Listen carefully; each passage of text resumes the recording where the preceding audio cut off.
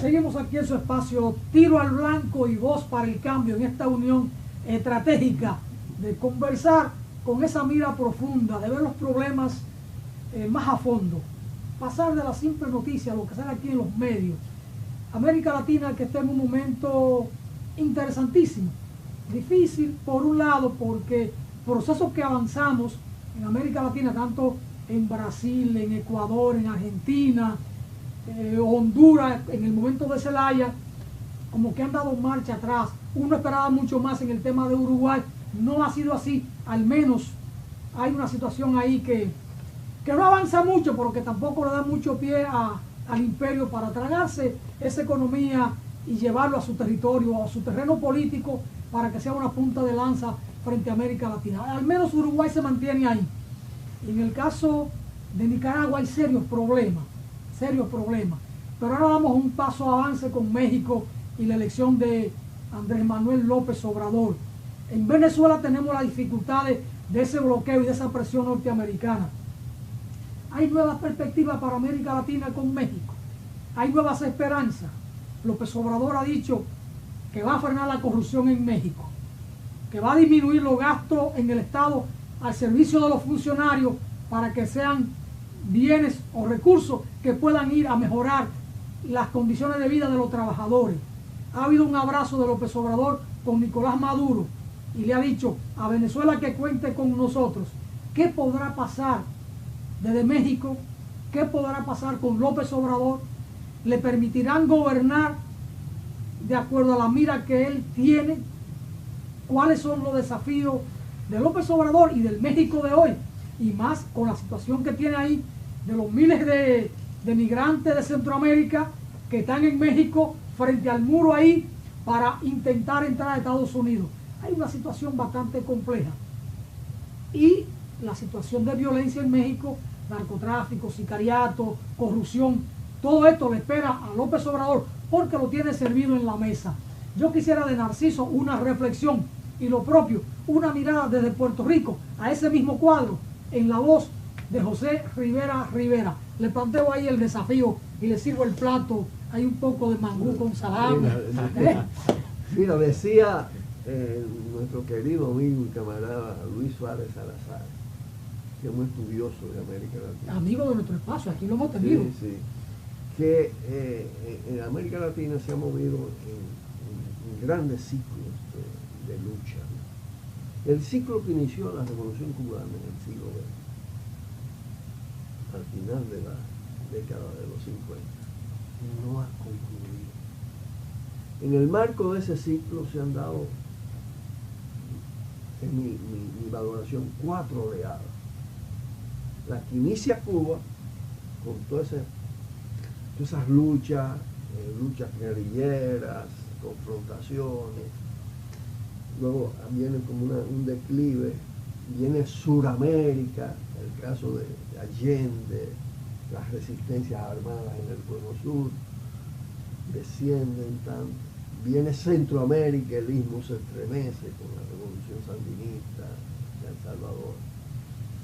Y la cuarta la inicia México, con el levantamiento zapatista, pero ahí se ensambla con Chávez y Venezuela, en un espacio territorial mucho más, con mucho más posibilidades, porque fue el norte de Sudamérica.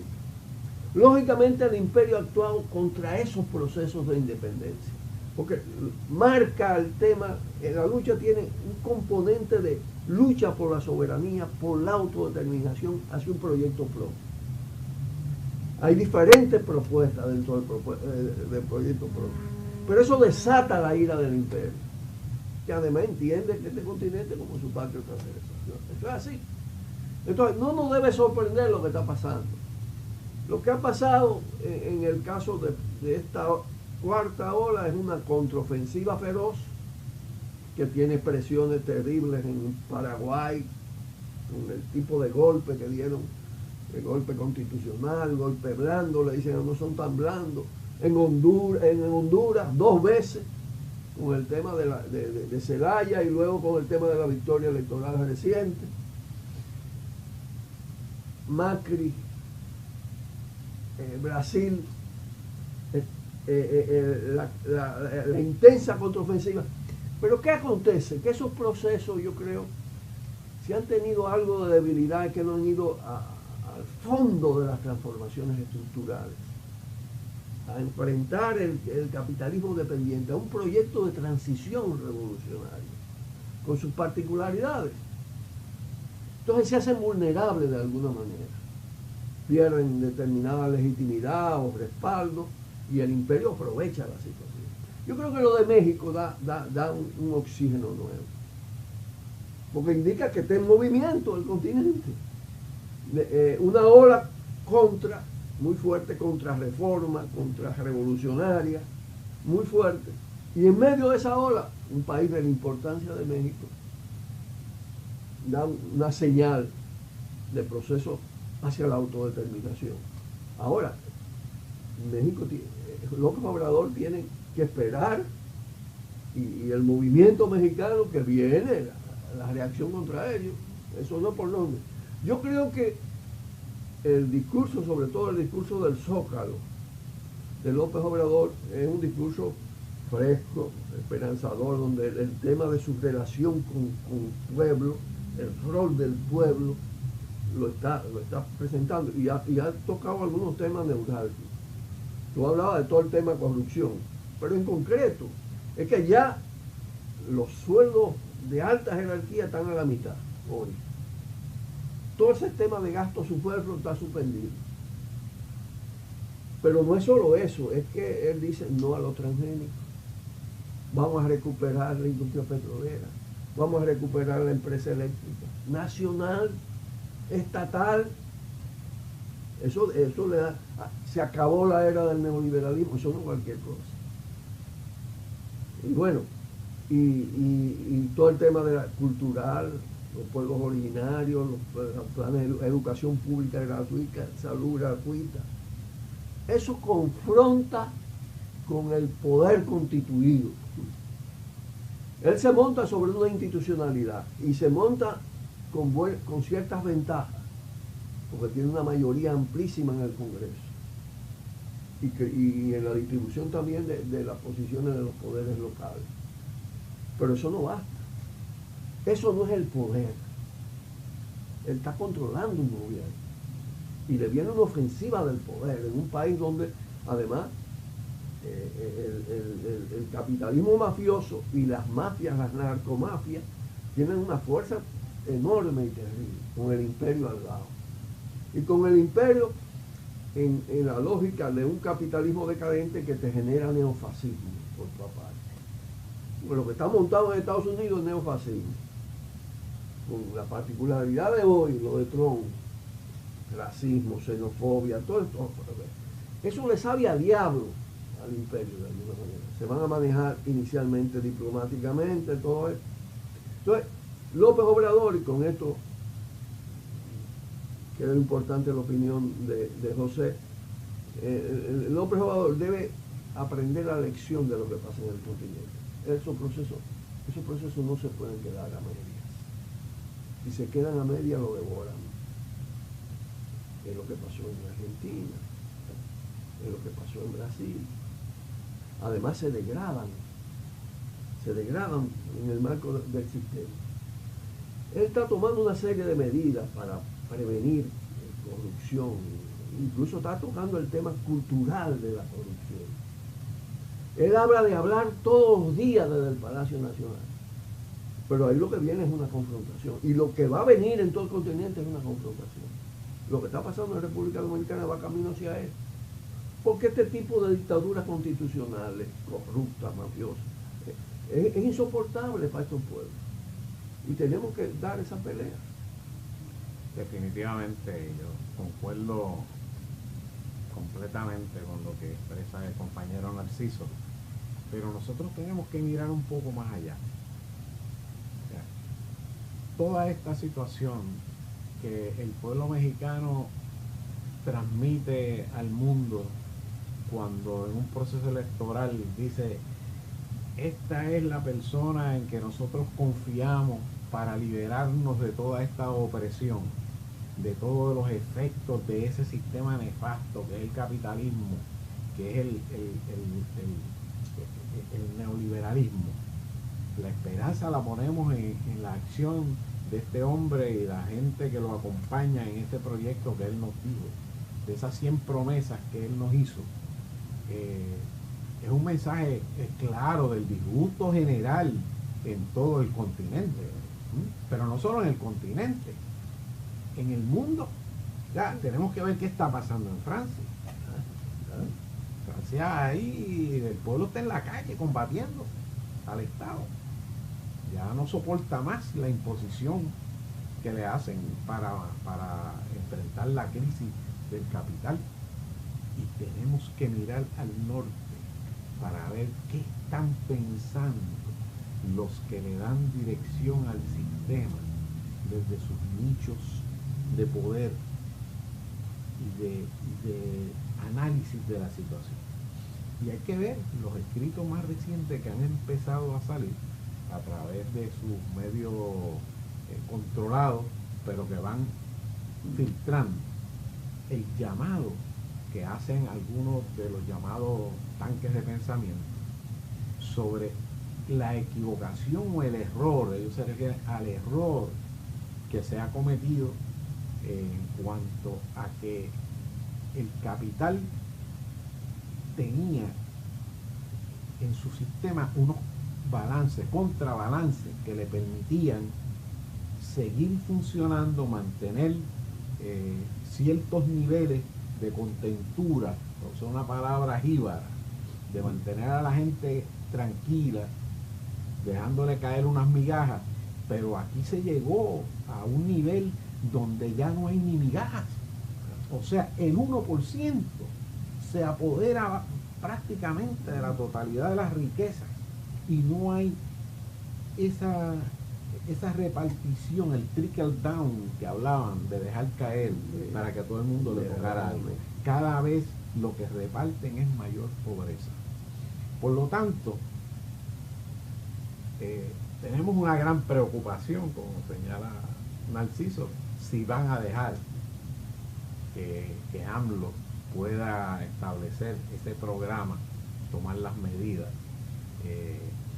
Yo creo que de alguna manera al capitalismo le convendría que en México se pueda estabilizar un país capitalista que la gente esté contento con él. Tenemos que observar cómo es que se va a dar ese proceso y esas reacciones que podría tener inmediatamente una reacción contraria de parte de los intereses del narcotráfico, de los grandes intereses mexicanos, de los Carlosín de la vida, frente a tratarlo, pero que hay unos poderes que están por encima de esos poderes nacionales, que son los que están vigilantes para que el sistema no colapse.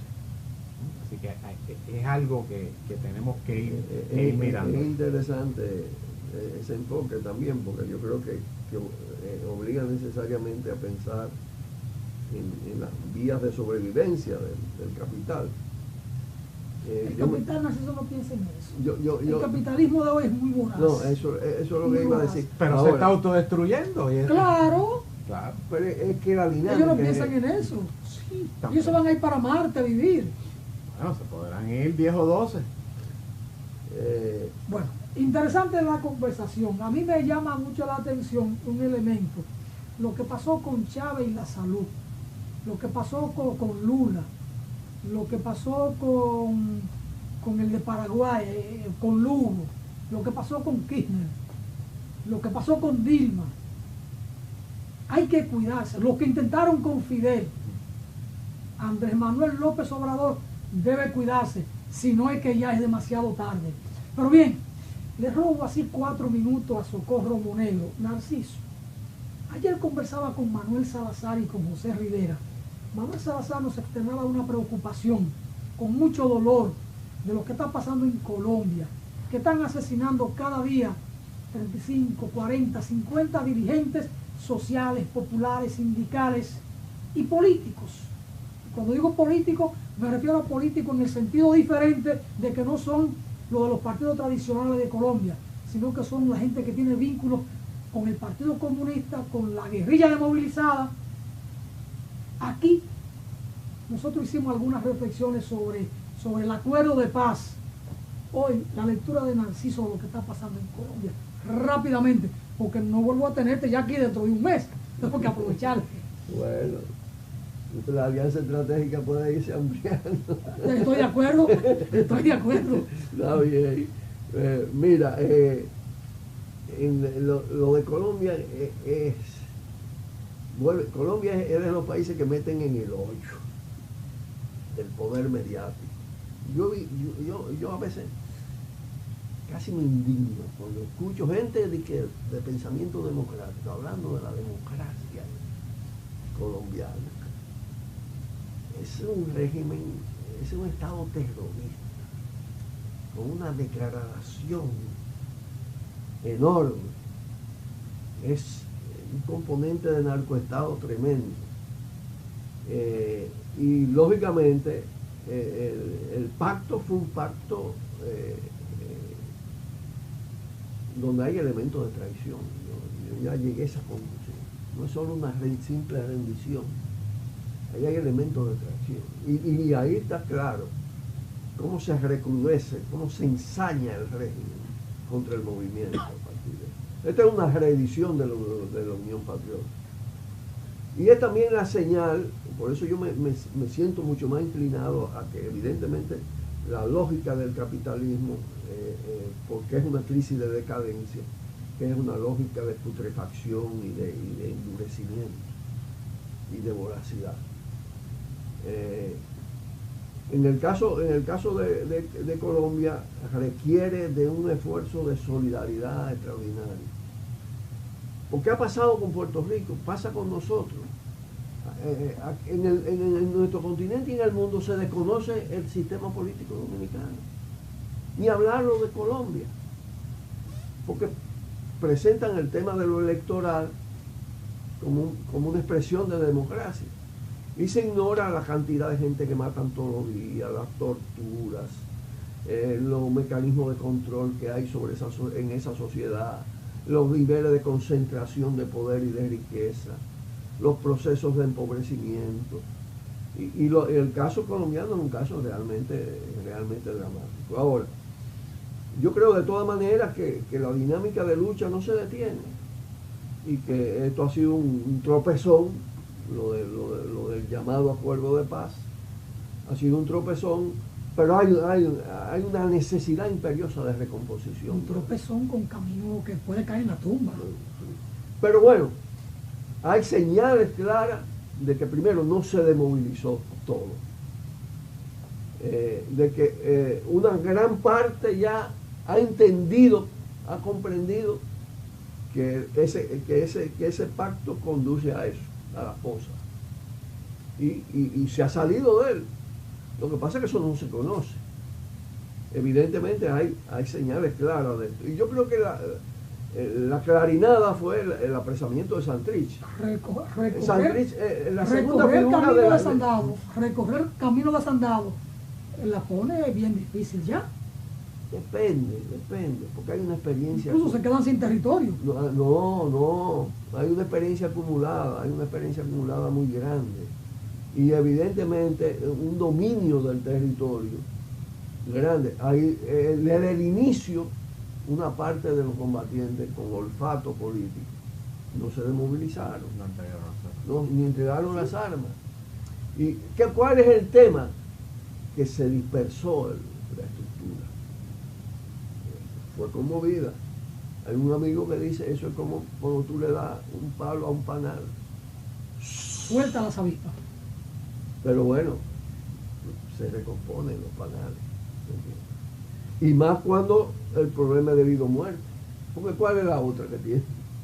No tienen otra. Yo creo que era una respuesta esperada, porque sabíamos las experiencias pasadas, le decían a los combatientes colombianos que una vez bajaran las armas se estaban exponiendo totalmente. Y mucho más cuando van a un proceso electoral y la izquierda, a través de su apoyo a Petro, deposita 8 millones de votos en las urnas. Hay que pararlo. ¿Y cómo lo van a parar?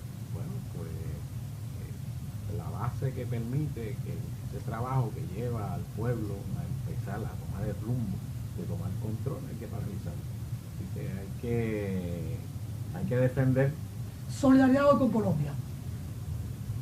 Bueno, yo creo que el centro está en la matazón. Hay que reaccionar frente a él.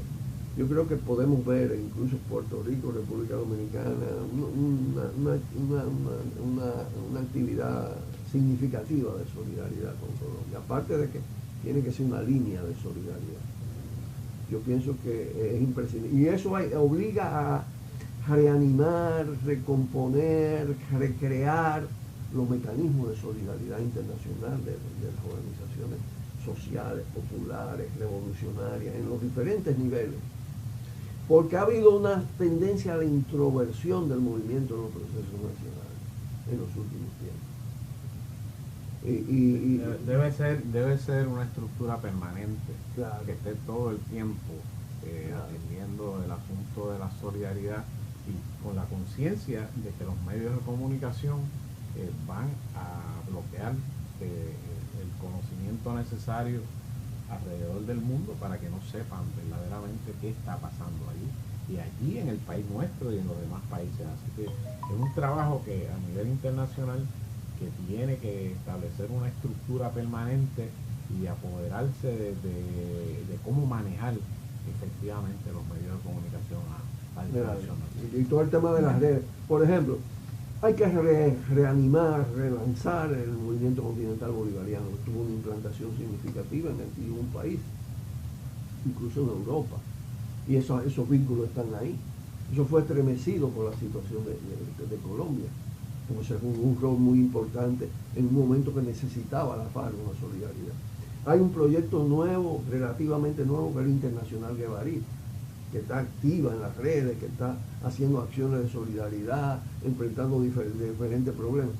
Todo eso hay que irlo haciendo confluir y hay que verlo, como tú decías, hay que salirse también del continente, hay que ir hacia el tema de la internacional, de nuevo tipo, naturalmente, la internacional anticapitalista, antiimperialista, porque es una necesidad imperiosa. Bueno, mientras tanto, José Rivera, aquí tenemos también una trinchera pequeña, pero una trinchera mediática, en Voz para el Cambio, en Tiro al Blanco, y hay otros espacios. Lo que tenemos que articularnos y fortalecer la alianza estratégica, Narciso, entre Voz para el Cambio y Tiro al Blanco. José, muchas gracias por estar con nosotros en esta intensa jornada de 3 días, muy intensa, José. Gracias a ustedes por darme la No te dejamos descansar. Gracias por darme la oportunidad. Para mí ha sido un privilegio poder estar con ustedes aquí y poder compartir todos estos momentos. Y Manuel Colón aclaró anoche que no se trata de una venganza, porque cuando fuimos a Puerto Rico en el 2014 nos metieron en una jornada intensísima que empezaba a las 7:30 de la mañana y terminaba a las 12 de la noche. Pero eso es bueno. Lamentablemente yo no puedo ir a Puerto Rico. Conocí a Puerto Rico en el 61. Me sacaron de aquí en un momento determinado a raíz de la lucha antitrujillista. Estuve un mes fuera. Me quería llevar, mi papá estaba trabajando en Nueva York, me quería llevar para allá, yo me regresé. Recuerdo esos días, había un exilio dominicano muy combativo en Puerto Rico, pero estoy penalizado, no puedo ir a Puerto Rico, bueno, prácticamente tengo una ficha de Interpol todavía arriba. Pero trabajaste en Puerto Rico vendiendo gasolina en una estación de gasolina. Un mes trabajé. Tenemos que ir, Narciso. Muchas gracias, José Rivera. Muchas gracias. Socorro Monegro, un abrazo desde acá. Hasta mañana. Buenas tardes. Por el multimedio, Tiro al Blanco, bajo la coordinación y